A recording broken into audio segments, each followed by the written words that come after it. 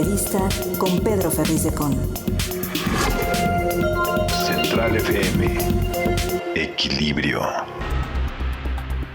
He visto trabajar a un hombre muchísimo, de verdad, en favor de la salud de este país. Y no dudo en decirlo así, y me refiero a Héctor Ramírez Barba, que es secretario de la Comisión de Salud en la Cámara de Diputados, que está muy al pendiente de los aciertos, porque debe de haber algunos, ¿no? Y los hierros en esta administración en función de la salud, en donde hay y cómo se puede aplicar, cómo se puede beneficiar a la gente y en donde no. Y justamente sobre ese tema quiero hablar contigo. Héctor Ramírez Barba, te saludo esta mañana, buenos días. Pedro, muy buenos días, muchas gracias. Un saludo a ti y al auditorio. Me da mucho gusto verte. Entiendo que el PAN ha denunciado al director del ISSSTE, a Pedro Centeno, por delitos de falsedad de declaraciones, por corrupción y por ejercicio indebido del servicio público. Cuéntame al respecto, por favor. Mira, primero comentarte que la labor del señor director del ISSSTE ha sido más que cuestionable desde que estaba como director de Birmex. Tú recordarás esta empresa también estatal de participación mayoritaria, en el cual, pues con sus adquisiciones de vacunas, por ejemplo, y de medicamentos lituanos, pues resulta que no funcionaron.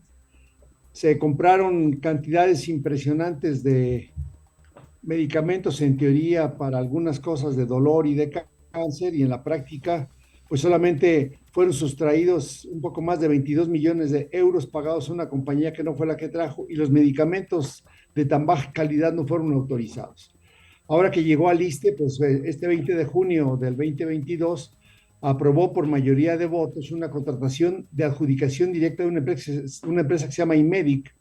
Esta empresa, de entrada, no tiene la experiencia para gestión, digitalización, almacenamiento, procesamiento y distribución de imágenes médicas, de imagenología, de forma tal que le dio un contrato directo, dice, entre 57 millones y máximo 144 millones de pesos, y al hacerlo de manera directa con una compañía que no tenía nada de experiencia ni tenía capital para hacerlo, pues era crónica de una muerte anunciada, Pedro. Los 99 hospitales que se iban a ver beneficiados con tener el equipo de radiología, todo el equipo de imagen, pues no se dio.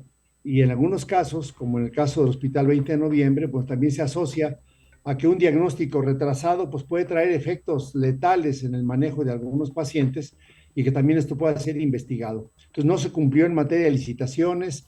Luego la empresa que estaba antes, que daba este tipo de servicios, fue despedida, y con ella pues los expedientes y la información de los pacientes. Se han perdido datos de personales de derechohabientes vinculados a su expediente clínico, ya que no quedó claro cómo iba a ser el periodo de transición. Y esto que te digo yo no son datos de la oposición, son los datos que el órgano interno de control del ISSSTE encontró. Por ejemplo, en septiembre del 2022, en mi ciudad, en León, Guanajuato, visitó este hospital y se dio cuenta que no cuentan con equipos que permitan leer los resultados del servicio de imagen que fueron obtenidos por la empresa, y que la clínica de medicina familiar, con respecto a lo que dice la directora, pues se encontraron fallas con relación al tomógrafo y al mastógrafo. Imagínate, Pedro, hoy tan vital que son los auxiliares de diagnóstico para apoyar el proceso de diagnóstico y tratamiento de los pacientes, se ha visto impedido por esta falla de haber asignado esta cantidad millonaria a una empresa que no tenía ni la capacidad ni el capital para hacerlo, Pedro. Sí, tremendo. Ahora, ¿qué puede haber de toda esta denuncia presentada para que haya una acción de justicia? Pues estamos pidiendo que la autoridad ministerial, la Fiscalía, revise tanto el tema financiero como este tema de exactitud que te comento, que ha sido señalado por algunas personas respecto a fallecimientos ocurridos en el Hospital 20 de Noviembre, ya que presuntamente están vinculados con alguna afectación en el servicio derivado del contrato con Imedic. Y bueno, pues con la corrupción de Birmex, ¿qué más te puedo decir, Pedro? Bueno. Iban a adquirir opiáceos, anestésicos, anticoagulantes de dos empresas lituanas, una UAP Llorinis y la otra Entafarma, con un monto de 82 millones de euros.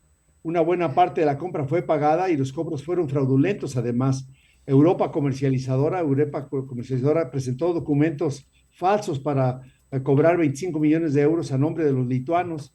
Y en cuanto a los medicamentos, solo una pequeña porción llegó a México y pues no fueron autorizados por la COFEPRIS para su utilización. Además, la última noticia que tú que tú ya reportaste también, 5 millones de vacunas que fueron caducadas en el almacén sin haber sido utilizadas para la COVID, ¿no? Sí, sí, y que después justificaron y que dijeron que ese tipo de fenómenos se daban en todo el mundo, ¿no? Pero en fin, el hecho es uno. Bueno, aparte, Birmex se ostenta como un órgano que tiene una capacidad de distribución nacional, cosa que no es cierta tampoco, Héctor, porque Birmex es producto de una idea rara que empezó al principio de este sexenio y que no tiene la estructura como para llegar a ser lo suficientemente fuerte como para poder dar esta distribución a las medicinas en la República Mexicana. Pero en fin, ese es un tema que, Mira, en ese tema, Pedro, de la distribución de Heavy, te digo que el Seguro Social abrió una licitación para quien distribuyera y Birmex participó, y participó inclusive utilizando una licencia de otro laboratorio. Pero cuando ya revisaron lo que se necesitaba, cumplió 7 puntos de 65, o sea, no fue considerado. Que le pregunten al director del IMSS si Birmex está calificado para distribuir. Él mismo lo claro, eliminó de su convocatoria, Pedro. Pues, sí, impresionante.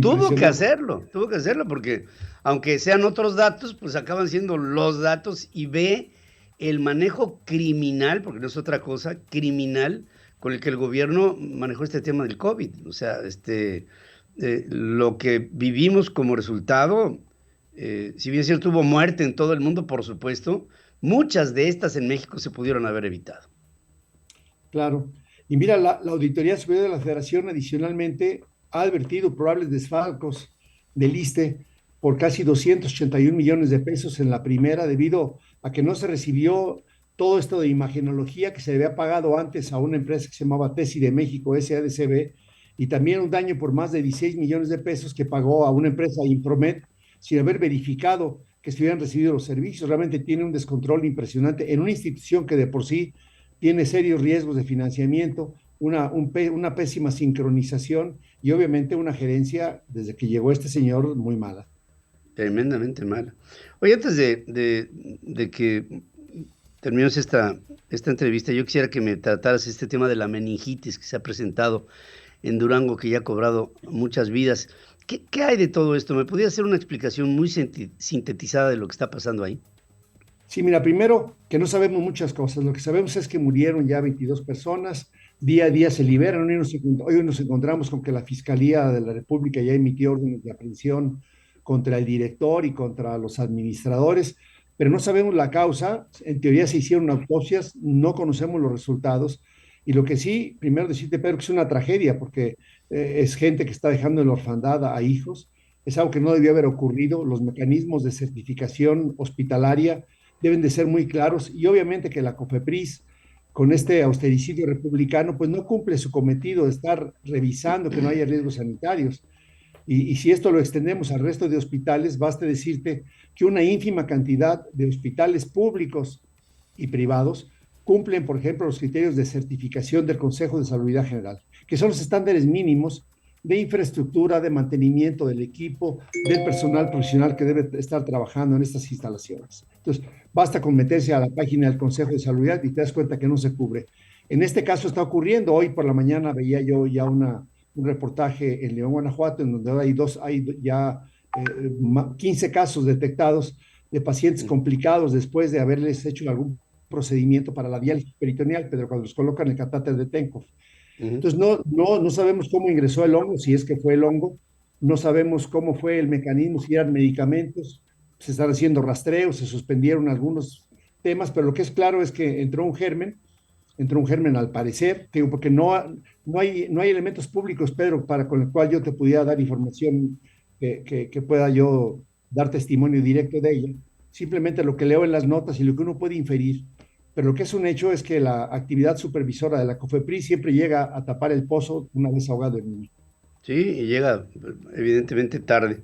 Héctor Ramírez Barba, viene un momento de paz hacia el fin del año, pero pues este tema de la salud en México no descansa. Como yo he visto en tus afanes como diputado, el que has estado pues en contacto con todo aquello que ha resultado irregular y en muchas ocasiones hasta criminal.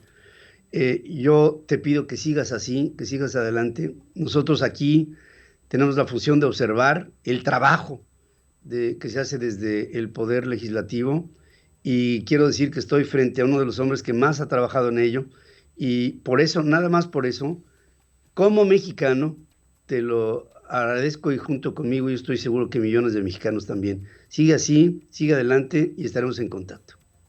Agradezco la generosidad de tus palabras, Pedro. Muchas gracias. Estamos en contacto.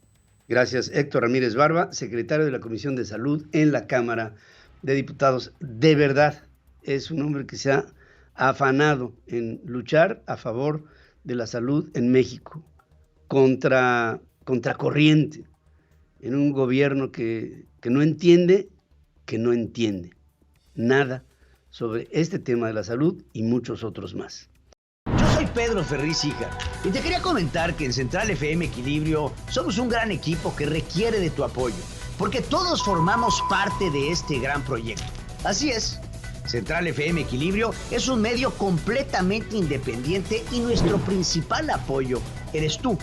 Tú el que nos escucha, tú el que está aquí todos los días, y por eso pedimos de tu ayuda para seguir llegando a muchas más personas. Existen muchas formas de colaborar con nosotros en nuestras redes sociales. ¿Cómo? Dándole me gusta, compartiendo nuestros videos, activando las notificaciones. Tu ayuda para nosotros es extremadamente valiosa. Así es como Central FM Equilibrio sigue marcando el cambio que México necesita.